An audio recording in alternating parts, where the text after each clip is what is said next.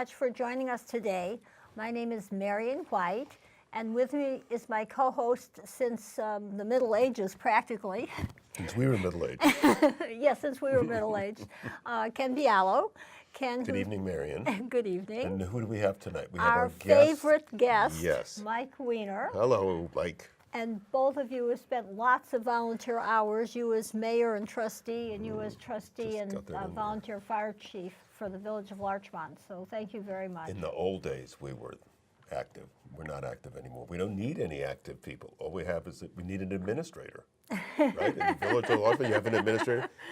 All Everything's problems are taken solved. care Just of. throw a bunch of money at it. Well, we'll probably get to that later. Okay. I first want to commend you and your wonderful wife, Catherine Bialo, for the wonderful art sale at the Furniture Share House event. It was the second annual. Yeah, yes. Yes, yeah. I was there. I know, I saw you. The second annual, and just so much art and a lot of fun. And I hope it raised a lot of money. I know there were a lot of disappointed grandparents out there. There were, including me. I'll get to that in a second. Yeah, it was very successful and came in above budget, which is Oh, that's in fantastic. terms of the money that was raised, so that's great. But what Marian is referring to is a pinstriped baby Mustang car, pinstriped with the Yankee logo and the Yankee stripes, and a hood that was signed by all the members of the 2017 team. That'd be Aaron Judge. It'd be Aaron Oh, Judge, wow. you know, the Rookie of the Year, and Joe Girardi, the former Yankee manager, while they flop around, splash around, as it were, in the mud, looking for a new manager. And all these guys signed. There were two hoods that came with this car. One was the regular hood that you put on. The car goes 4 miles an hour forwards and backwards. This is a gift. It's a gift to Furniture Share House by a fellow named John Iodice, whose shop is in White Plains. He does cars. He builds things, builds cars. He built this little thing and he offered it to us. And it has one regular hood, and the other hood has all of the signatures, and it's lacquered over so that they're there until the lacquer disappears. And so all of the grandparents were bidding on it I because bought they 15 wanted. tickets. Wow, I only bought 5. Yeah, there were 100 tickets. It was $50 a ticket, Yes. and Furniture Share House succeeded in raising $5,000 from it, and made a Furniture Share House volunteer bought 2 tickets, one for herself and one for her husband. They have 2 grandchildren or grandchildren on the way. The husband was there in his Yankees shirt, Yankees jacket, and Yankees pants. So he was he knew was something a little was over the happening. top. And this little 3-year-old, right? Emma goes in and she sticks her hands in and she pulls out the number, and it turns out to be theirs. So they got this, and all the other grandparents in the room, including me, and you, were very disappointed. Well, but now we have So a it goes. theme for future events. For future. Let's see, if you put Girardi's name on something, you put the manager's name on something, he'll be gone. If you don't like him, okay, so I want to put Bob McAdoo's name all over the place. You're not the only one. You might have to sit there and get the car out in the next 2 weeks. Yeah, I hope so. I hope the Mara family is listening. Whew. Whew. Well, Boomer Esiason on Monday morning, he has a sports radio show on NBC Radio, 660, I think. Anyway, they got into a discussion about the way the Giants had played on Sunday, and one of the professionals said, tackling is not optional in the NFL. So I passed that along for what it's worth. Anyway, so that was a great event, and thank you for coming and helping us to meet the budget and exceed it. And too bad that you didn't win the car, or we didn't win the car, or other people who bought 15 tickets didn't win the car either. well, we hope that Furniture Share House keeps coming out with raffles of things that grandparents want to get for grandchildren. I think that's a real hit on something. How about a militarized drone? With That the child can with fly a 20, in or with something? with a I don't know, 38 millimeter gun. Oh dear. Right? Just kidding for all you Looney Tunes out there. Should any of you loonies be watching? Just kidding. Well, anyway. Unless you want to buy a ticket. Which are very expensive. Well, of course, the big thing that happened in the past couple of weeks was the election Yep. nationwide and in Westchester. And you were just telling me that the turnout was very high. It was unusually high in Westchester. In fact, the leading candidate had 186,000 votes. Who's the leading candidate? It's somebody who was running on all the lines, basically Oh, unopposed. okay. Total of 186,000 individually. And the vote against the Constitutional Convention was overwhelming, 160,000 or so to 38,000. 160,000 against 38,000 for. And the rumor that was floating around amongst the people that I associate with was that the unions did a great job of turning out their people against the Constitutional Convention. And a lot of those people, an unusually large proportion of those people, are registered Democrats. And while there, they were encouraged to turn the ballot over and vote Democrat. Oh, that's a shame. Well, look, you got to get the vote out, right? No matter what Right. who you think's the best candidate or whatever, you got to get the vote out. And this was a really important vote for Republicans and Democrats in the county. But there was more at stake, I suspect, for the unions in not having the Constitutional Convention, and that got a lot of people to go out. I mean, they did their job to get the vote out, and flipping the ballot and voting for the Democrat candidate is pretty easy. Anyway, that's what I heard. I have no proof but there or anything beyond that, just a A rumor. lot of people that weren't union members also were afraid to vote yes because of who appear to be crooks in Albany. Oh, yeah, but all I'm saying is the union, what I heard from these people is that the union calls got a lot of union members out of who are overwhelmingly Democrat on Right. their registration. So that helped the Democrat candidate for county executive, and congratulations to George Latimer, Yes. who has got some sizable shoes to fill. Rob Astorino did a great job, and I know that the press was trying to make him a little Trump guy, but he really wasn't a little Trump. He had nothing to do with that, and it was silly, but you had to know that. You had to know that. And this leads us to one of the problems that John Verney and I were discussing on the radio on Tuesday night when we were covering the election, and that is the county has no newspaper. There is no newspaper. Oh, you're right. This thing isn't a This newspaper. Journal News is a piece of garbage, and once they made up their mind, which took them about a second and a half. Democrat? Oh, yes, okay. Once they made up their mind, all the coverage was tilted. Everything was tilted. I mean, I read this person's column. I'm not going to mention their name on the air, but the Tax Watch column is pathetic. I mean, the quality of the reporting is like, holy smoke, did somebody really write that? Where did you get this garbage from? paid. It's like the it's like the loonies out there, the hystericals. So, John and I, you heard us on the radio. I said to John, tomorrow you put up $25, I'll put up $25, and we'll start a new newspaper. Because this is a rag. I mean, and I have the election results here. But you could have gotten that off of the website, any website. You didn't need to go to this website or to get the newspaper. It's just a piece of garbage. So anyway, those are the results. What did you What do you think, have to say Mike? about that? Believe it or not, I'm actually glad that people went out and voted. Well, I think yeah. because you really can't complain if you don't vote. You're absolutely right. So once you vote, you have the right to complain and all that. So I'm really glad that people did it. I think that besides the county race, I thought it was interesting that the Village of Mamaroneck changed.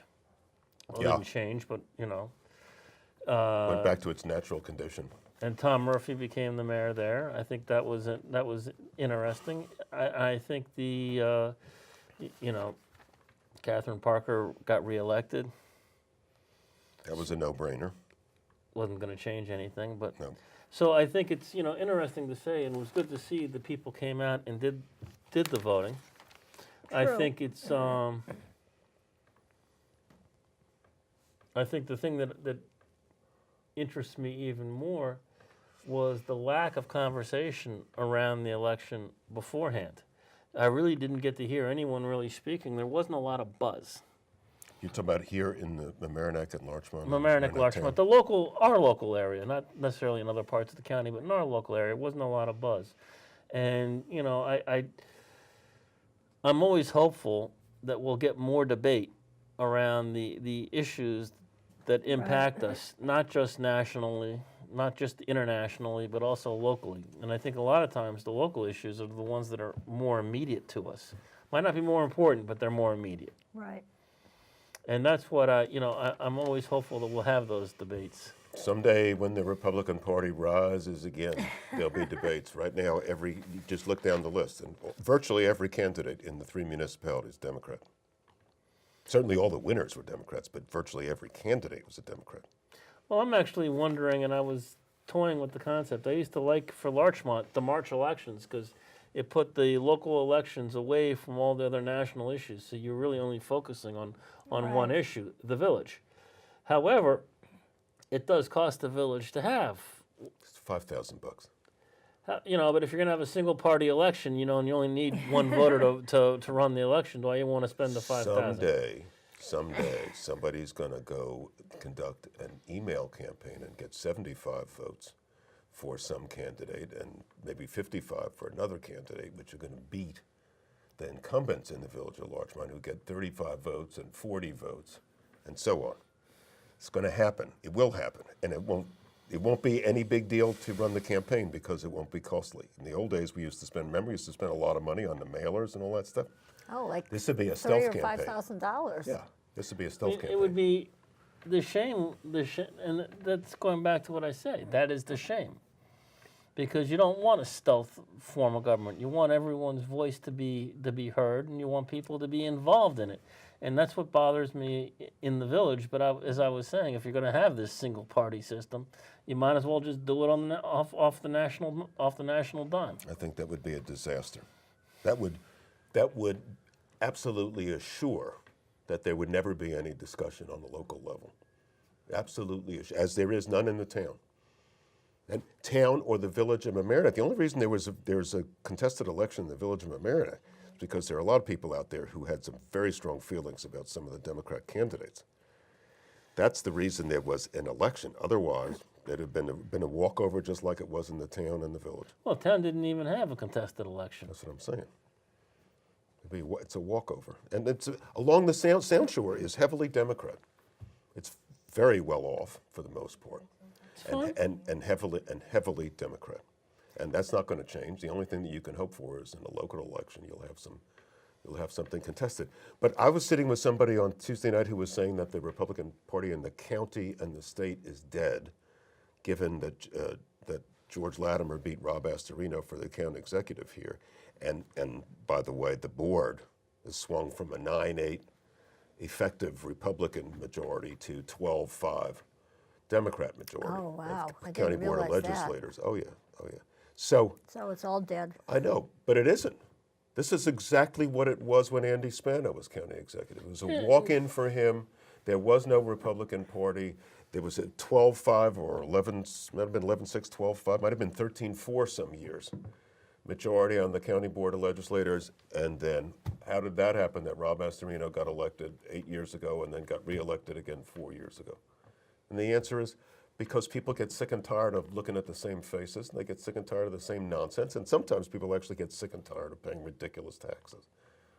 And that happened with Spano. Spano had an office for hamburgers, and an office for salami, and an office for shoes, and an office for this. Yeah, every interest group had an office and got a budget, which is a way that you can continue to reassure your election. But what happens is it inflates the budget monumentally, and then you're sitting there scratching your head saying, why am I voting for this guy? And the answer is, and I think, stop. as we've said on previous shows, I think the real issue is at the local level. The national party identities make less sense because you're not voting for the federal health care or anything else. You're voting for how to take care of your village, our town. What do we need to do around public safety? What do we need to do about water delivery? What do we need to do about sanitation pickup? How are we going to handle, to be quite honest, when you're going to have parades? What are you doing on local zoning? Well, I mean, we keep discussing local zoning, but we never have a contest to have competing views be aired out in a way to actually make our feelings known. Well, they had a lot of hearings on the zoning amendments last spring. When they made 22 amendments to the zoning law. It was phase 3. Remember what we were doing was 3 phases? It was phase 3. It was the hard issues, the ones that we didn't, sadly, after the 2006 election, we didn't get to do. We did phase 1. We did phase 2.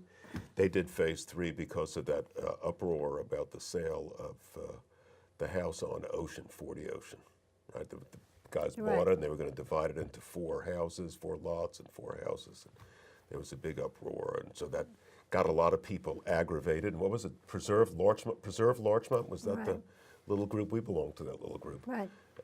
And people who got somebody who was very active took sort of the lead in that thing, and they were new to all this and kind of got shoved around by remember the consultant that we had? The zoning consultant we had, Richard Price? Mm-hmm. Well, they hired him again. This group hired him again. And, somebody who's a novice at this stuff is no match for somebody who's been in the consulting business on zoning codes for 30 years. And so there really wasn't a match. But there were a lot of grievances that were heard. And I'm sure that there were some changes made in the text of some of those things. So I think zoning is one of those things that did get some. We couldn't do a terrace with sidewalls. We can only have a board. So there's going to be, because of coverage rules, there's going to be the 4 houses at 40 Ocean, right? Because, that wasn't affected aside from being delayed. But then other people have, especially coming right after that, the village is so afraid because they don't really understand what all the rules are now.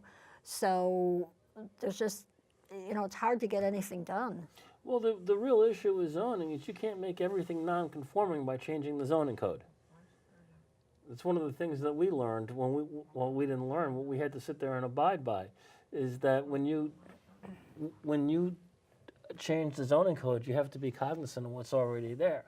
And with the construction and the density of Larchmont, it's very, very hard to say, now you want to sit there and push for open space. Oh, remember that? Oh, that was a big issue in the 2004 election. We need more open space.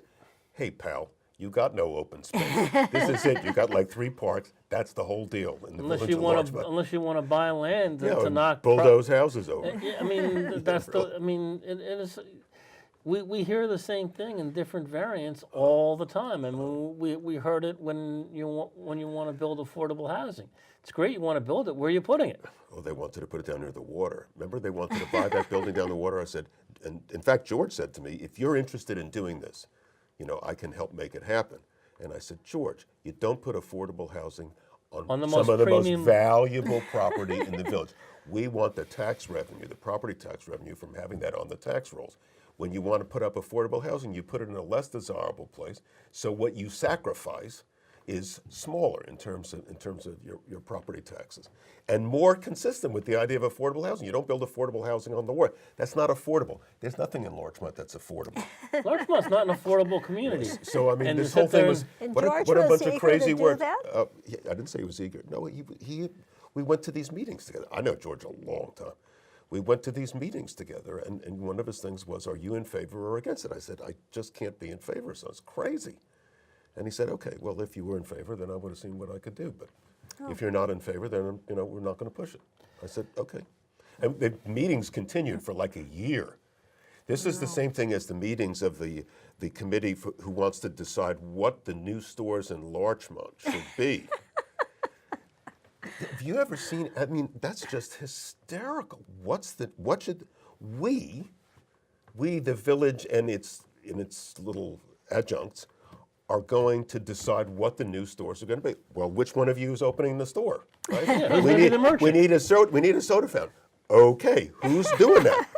Nobody's doing that. So what should we do? We should look around for a soda fountain company. Knock yourself out, kids. If they thought this was a place to be, I can guarantee you they'd have been here. Starbucks thought this was a good place to be. They chose right, and their demographic for their product, that's a good place to be. If you haven't got some major chain coming in and you're going to look around for mom or pop to run the soda fountain because that's what you want, it has the same chance of success as half of the nail salons come and go. They're here today, they're gone tomorrow. So you can't fill the stores with what you want. It makes no difference what you think. It really doesn't. It's nice that you have someplace to gripe about things, but at the end of the day, you can't make it happen unless you're going to do it, right? Well, Open and a soda also fountain. if you're the landlord, so that you can control the rent. Isn't that the big problem? Your rents are too high? But There's a lousy demographic for shopping here. People here shop on Amazon, and you know who's the smart guy?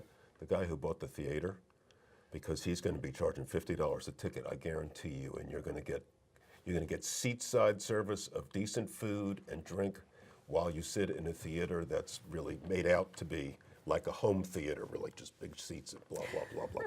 Guarantee, and people will pay $50 a seat here to get out and be with their friends in some place where they'll be treated nicely, right? Instead of worrying about whether this. Not have to drive for half an hour. Exactly right. Instead of worrying about whether the fee for getting in the theater is $11 or $11.50 or $12, these people, if they're smart, they will take the exact opposite approach and say, we're going to give you premium service, I'm going to charge you a premium price, and come on down. I mean, why is Larchmont the home of the restaurant now? Because that's what people want. And I think the retail nationwide's having an issue. We're reading about it all the time nationwide. Right. We're reading about the issues of Main Street nationwide, and what do you do with the small retail organization? And we're just caught up as part of the larger conundrum there. It's not unique to Larchmont. I think the concept of, I always hear the question of the cost of the rental property in Larchmont being so high. It's what the market will bear. If the landlords think they will get it, the property owners think they will get it, that's what they're going to charge. Oh, but we still Alternatively, you stay vacant. Or you stay vacant. And if they stay vacant long enough, vacancies. Yeah. You stay vacant long enough, they lower the cost and they get something back in. Right, but it's not because the village committee says, I Right, want no, I know. this It has here. nothing That's to do with the village absurd. committee. And nor should it be. I think that's the whole point. It should not be. I Right. mean, one of the big issues, we have all the time as that is, what is the role of markets, of free enterprise? And the concept is, while it might be a little sticky, I know of nothing else that is the great equalizer of all. Either you can make something work and you make a profit and you keep going, or you can't and you're not there. So let's see. If you go to Harvard for like 2 years and you drop out and you found a company like Microsoft or, say, Facebook. So that's what you're thinking about. You're thinking about success, right? But you're thinking about it on a smaller scale. That's what markets are about. On any scale. Open up your business. I mean, we have What the are you whole selling? you have the whole concept of, and I chose a different path. At the path, I could have been an independent, or I worked for a large company. I wanted the stability, the safety, the security, so I chose a salary. I could have gone off, hung my own shingle, and theoretically you could make the potential upside was a lot more. The risks were a lot higher. I didn't choose the risks. That was a personal decision, but it was, basically market based. Are you being too modest here? I mean, here you are as the chief engineer of electronic trading of Bank of America? I mean, this is really astounding. You have That is a an real exalted talent. title. Come on. I just Don't smirk at me. Don't be modest. I just wanted to go back to what you were saying, because you're right, local issues are very local, flooding, things like that. But when Ken and I were trustees, we talked about keeping the size of government smaller and keeping taxes down, and that has national identification also in theory, not that the Republicans are particularly nationally doing anything about that. They really aren't. But I just think there are some strands where there are national themes that do come down to the local level. I think there are strands. I think one of the big issues that I have, and this is again, you can say it's the difference of there are national implications, but I believe all decisions, or not all decisions, many decisions are best handled at the local level. The more local you can get it, the more personal it is, the more focused it is, the more directed it is. Though if you take it up, all the way, to the national level, it's, states versus federal at the Right. national level. And I'm not, well, we could have a whole conversation on that.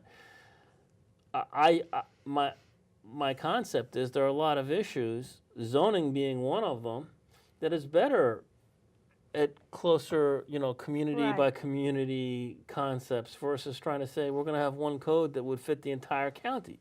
If we take a look at Westchester County, it is huge. You go up above 287, it's almost rural. It is. I mean, A lot of horse Right. farms up there, lots of them. you go, and then on the other extreme, we have Yonkers, which is a huge city and a real heavy-duty urban city. And you have, suburbs like Larchmont, Mamaroneck, and in between. So you have all these things. If you were trying to say you're going to have one zoning code that fit all of this, how would Right. you do that? Yonkers needs its own kind of code for the issues that Yonkers has. Above 287, they need their own codes. I mean, if you don't have sanitation and you're relying on septic, you need more land between the septic systems, especially if you have well water. Issues that we don't particularly deal with. If you're looking Well, at fire that's protection true. up there, they use tankers.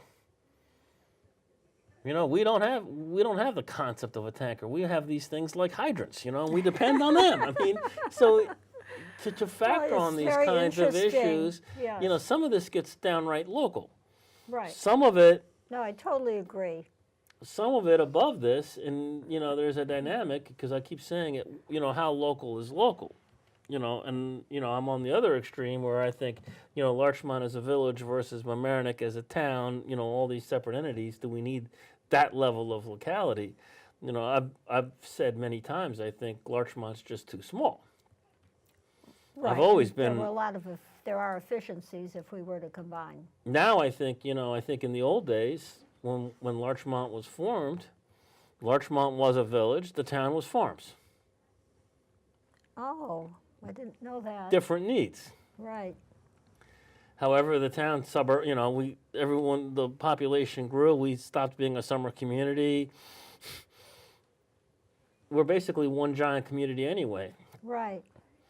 There's no real differences like there used to be. So I think the needs change, and it changes, and that changes how you would fund it, what the costing would be. Oh, that's a very good point.